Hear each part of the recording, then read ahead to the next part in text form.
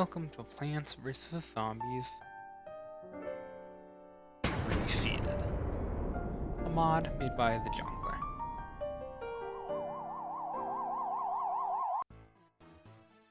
We start off the first level with the Pea Shooter. Pea Shooter has normal damage, a firing speed of quick, and a slow recharge. It hasn't changed from its original counterpart, but now it takes GMOs. It honestly makes it better. Sunflower is, of course, very famous in the Plants vs. Zombies franchise, but apparently it wasn't getting enough money from the franchise as it now has a side job of working at McDonald's, which lowers its sun protection, but it just doesn't cost nearly as much because it just has so much money. And so we go through this level like any other level. Not much challenge to it. You guys notice how I'm a little quiet because it is 6 a.m. right now that I'm recording my voice for this lovely game. Now this is mostly just standard Plants vs. Zombies right now, not much difference. But it will get much harder as the game progresses. As you can see, we have just unlocked the Cher Bomb. As far as I can tell, there's not much difference. It's still an instant kill for most zombies, but it has a larger range, and I do believe it costs more. Leave down in the comments if I'm incorrect there. There's not much difference here, so we can just skip right over this.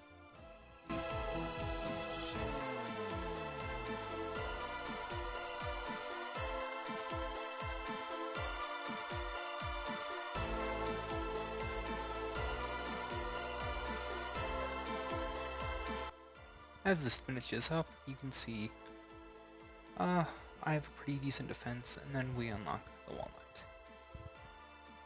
Walnut has been changed a lot. It recharges super quick, and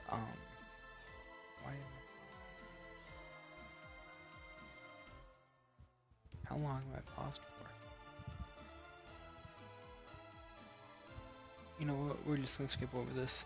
Let me tell you a fun fact. Fun fact, the Crazy Dave is based off of an actual person. Oh, here we go. Crazy Dave is based off of David Roll, I believe a PopCap employee. But enough about that. The Walnut recharges quicker now, but it has a lower toughness due to, and I quote, intensive nut cracking therapy. That's something.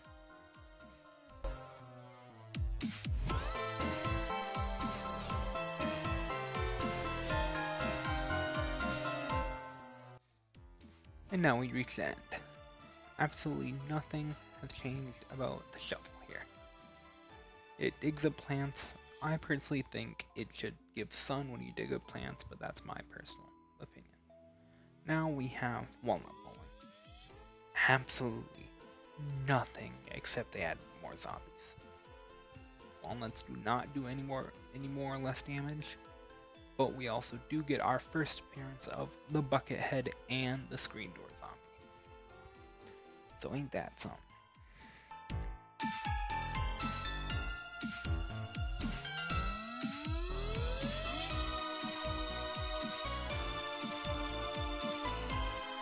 Here we reach the final wave, where you can demolish instantly with boom nuts. And now we have Potato Mine. Tomato Mine damage has been nerfed severely. It is no longer an insta-kill for almost every zombie, but only weak zombies. It arms a lot quicker. It has a 1x1 detonation area, like it used to be. And that's really all. Lore-wise, people think it's lazy, but it just doesn't talk, and it's thinking of more, and I quote, investment strategies. He is an investor.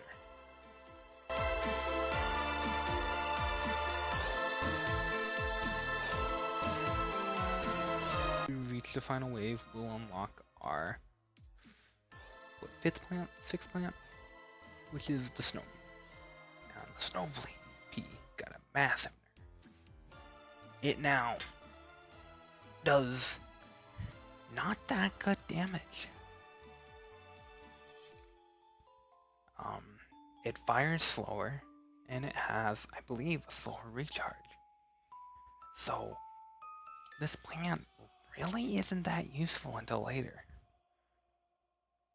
In its bio or lore, it screams at you for using it as a damage plant. It says it's a stalling plant through and through.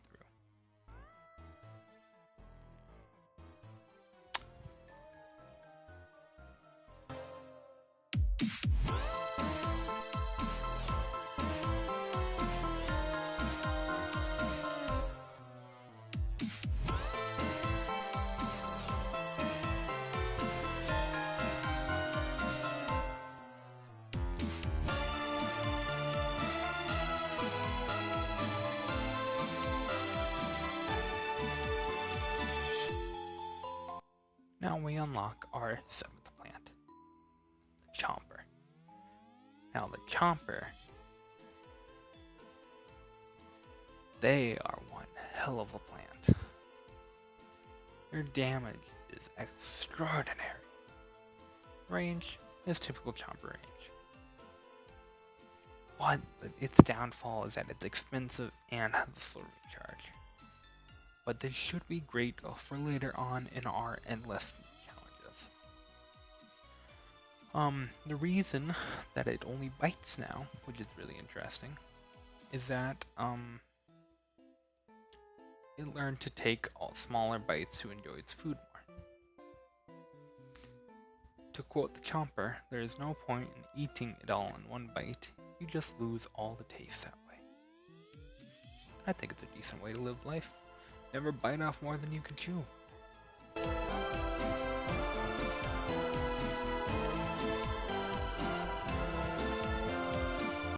Now here you can see the Chomper in action. Absolutely demolish a bucket head. I managed to get 2 with this classic strategy of a Walnut and a Chomper. And now we get the overly nerfed repeater.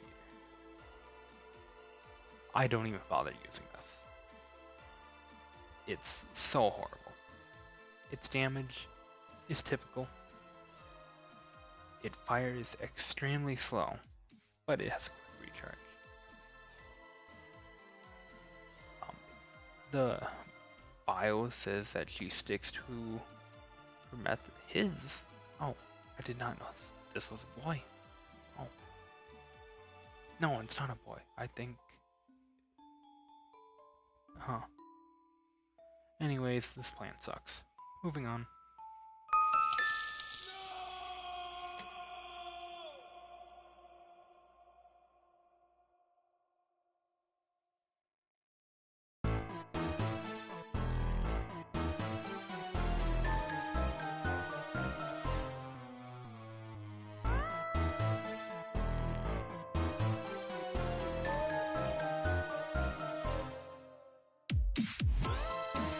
And now we're on day 9. As you can see, it is getting harder. Much harder. I have never had to use this many plants in World 1. But I guess that's what you get for a reseeded experience. Now we fight a Conveyor Bell level. Level 110. I start off with just whatever I can place down to get this bucket head just out of here. And then I start this line of nuts hoping to stall these cone heads. But as this continues, this gets a lot harder. Let's skip forward real quick, shall we?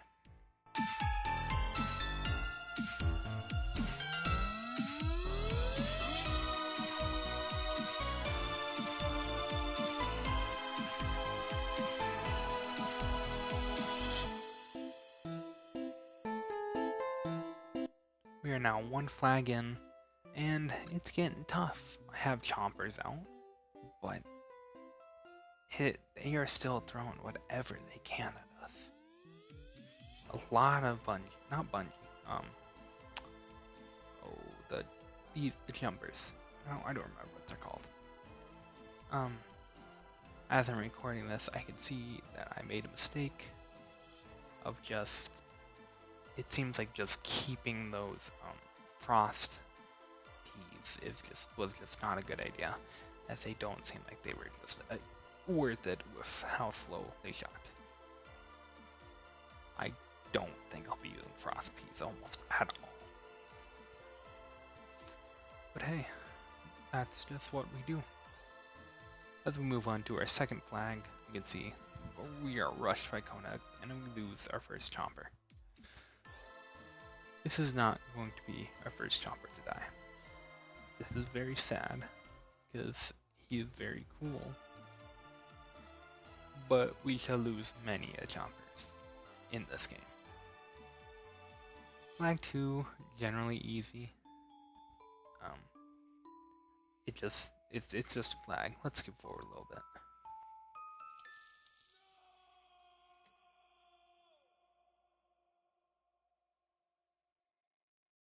And this is when it all goes to shit. We get rushed by everything.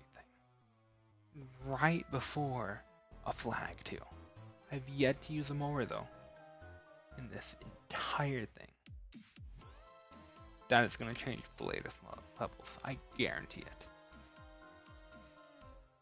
But luckily I kept 2 cherry bombs for the final wave to completely eviscerate them. That was World 1, or a sunny day of Plants vs. Zombies beat. I am Apocalyptic You. Please like and subscribe if you enjoyed this video. I plan on going through the entirety of Plants vs. Zombies Reseeded. And once again, Apocalyptic You, like and subscribe, check out my socials. Apocalyptic You on almost every platform. I will see you on the other side. Have a good day and night.